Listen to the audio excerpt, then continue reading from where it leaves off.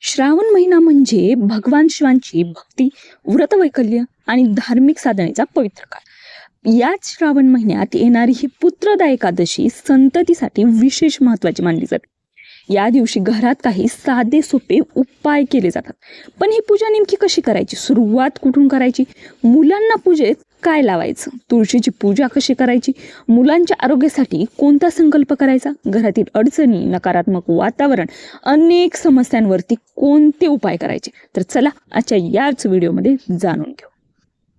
तर सर्वप्रथम जाणून घ्या 2026 मध्ये येणारी ही पुत्रदा एकादशी नक्की आहे कधी. तर यावर्षी श्रावण शुक्ल पक्षातील पुत्रदा एकादशी 23 ऑगस्ट 2026 म्हणजेच रविवारी आलेली आहे. पंचांगानुसार एकादशी तिथी ही 23 ऑगस्टच्या पहाटे सुरू होऊन 24 ऑगस्टच्या पहाटे संपते आणि उदय तिथीनुसार 23 ऑगस्टला एकादशीचं व्रत हे पाळलं जाणार आहे. पुत्रदा एकादशी ही भगवान विष्णूंना समर्पित एकादशी आहे. पुत्रदा म्हणजे संततीशी संबंधित अशी ही एकादशी आहे. त्यामुळे ज्यांना कोणाला संतती नसेल त्यांनी ही एकादशी अवश्य करावी.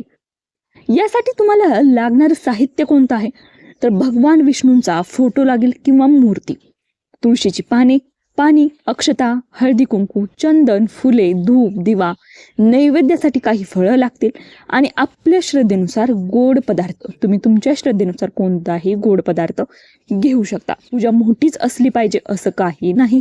जे तुम्ही कराल ते श्रद्धेनेच करा. आता मुलांसाठी पूजा करायची असेल तर सुरुवात कुठून करायची? भक्तांनो, अनेक जण ही तेच गोंधळतात. मुलांसाठी या दिवशी विशेष प्रार्थना केली जाते. पूजा करताना सर्वप्रथम मुलांचे नाव मनातल्या मनात घ्या. मुलगा किंवा मुलगी तुमच्या समोर जे कोणी असेल त्याला जवळ बसून घ्या. सर्वप्रथम गणपती बाप्पांचे स्मरण करा, त्यानंतर भगवान विष्णूंचे ध्यान करा. मग मनातल्या मनात मुलाचं नाव घेऊन संकल्प करा. काय संकल्प करायचा आहे, तर हे श्री हरी विष्णू, तुमच्या मुलाचं नाव घ्या आणि त्याला उत्तम आरोग्य, दीर्घायुष्य, सुख, बुद्धी, चांगले संस्कार आणि जीवनात यश मिळू दे. त्याच्यावर तुमची कृपादृष्टी सदैव राहू दे आणि आमच्या कुटुंबाचे कल्याण होऊ दे.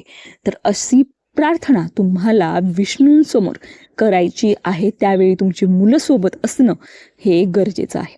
भगवान विष्णूंना काय अर्पण करावं, तर पुत्रदा एकादशी भगवान विष्णूंना समर्पित असल्यामुळे त्यांच्या पूजेत तुळशीला विशेष महत्व आहे. भगवान विष्णूंना तुळशीपत्र अर्पण करावं. तुळशीपत्र स्वच्छ पाण्याने धुवून श्रद्धेने अर्पण करा. तुळशीपत्र अर्पण करताना तुम्हाला एक मंत्र म्हणायचा आहे. कोणता? ओम नमो भगवते वासुदेवाय हा मंत्र श्रद्धेने म्हणा. त्यानंतर भगवान विष्णूंना फुले अर्पण करा, धूप दीप लावा, नैवेद्य देखील दाखवा. तर अशा पद्धतीने तुम्हाला विष्णूंची पूजा करायची आहे. पुत्रदा एकादशीच्या दिवशी तुळशीची पूजा देखील करायची असते. सकाळी तसेच संध्याकाळी तुळशीच्या रोपाजवळ स्वच्छता करायची. तुळशीच्या कुंडीभोवतीची जागा स्वच्छ करा. तुळशीला आवश्यक तेवढंच पाणी द्या. त्यानंतर तुळशीसमोर दिवा लावून धूप दाखवून हळदी कुंकू अर्पण करा आणि तुमच्या मुलाच्या आरोग्यासाठी, त्याच्या उज्ज्वल भविष्यासाठी त्या दिवशी तुम्हाला प्रार्थना करायची आहे तुळशी मातेजवळ. तर संततीसाठी भगवान विष्णूचा मंत्र कोणता आहे? पुत्रदा एकादशीला श्रद्धेनुसार भगवान विष्णूंचे नामस्मरण करतात. तर याचा सोपा मंत्र जो आहे तो आहे ओम नमो भगवते वासुदेवाय. हा मंत्र तुम्ही श्रद्धेने 108 वेळा तुम्ही नाम जप करायलाच हवा. तुम्हाला शक्य असल्यास अधिक देखील तुम्ही करू शकता, परंतु कमीत कमी 108 वेळा तुम्हाला हा मंत्र जपायचा आहे, जे संततीसाठी प्रयत्न करतात. तर मुला, जर तुमच्या घरात अनेक समस्या असतात, त्यातल्याच काही समस्यांवरती उपाय देखील आजच्या या व्हिडिओमध्ये पहा. तर मुलांना जर वारंवार आजारपण येत असेल तर भगवान विष्णूंना 11 तुळशीपत्र अर्पण करा. मुलांच्या आरोग्यासाठी काय करायचे, तर तुळशी समोर तुपाचा दिवा लावून मुलांच्या नावाने विष्णूंचं नामस्मरण करायचे. कोणता मंत्र? जो आता सांगितला तो ओम नमो भगवते वासुदेवाय. जर मुलांचा अभ्यासात लक्ष लागत नसेल तर काय करायचं? विष्णूंना पिवळे फुलं अर्पण करून 21 वेळा ओम नमो भगवते वासुदेवाय म्हणा. मुलाच्या प्रगतीत जर अडथळे येत असतील तर गूळ आणि हरभऱ्याचा नैवेद्य भगवान विष्णूंना अर्पण करा. जर मुलांना वारंवार नजर लागत असेल तर मीठ मोहरीने त्यांची नजर काढा. घरात जर सतत भांडणं होत असतील तर संध्याकाळी तुळशी समोर तुपाचा दिवा अवश्य लावा. घरात जर पैसा टिकत नसेल तर लक्ष्मी नारायणाची पूजा करून पिवळे फूल आणि गोड नैवेद्य अवश्य अर्पण करा. मुलांच्या चांगल्या आरोग्यासाठी संस्कारांसाठी काय करायचंय तर भगवान विष्णूंना फूल आणि तुळशीपत्र अर्पण करायचं आहे.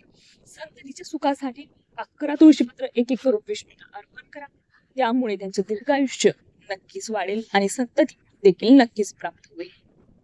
तर आजच्या या व्हिडिओमध्ये पाहिलेले हे काही समस्यांवरती उपाय जे तुम्ही अवश्य करून पहा. हा व्हिडिओ आवडला असेल तर नक्की लाईक करा. चॅनलला सबस्क्राईब करायला मात्र विसरू नका.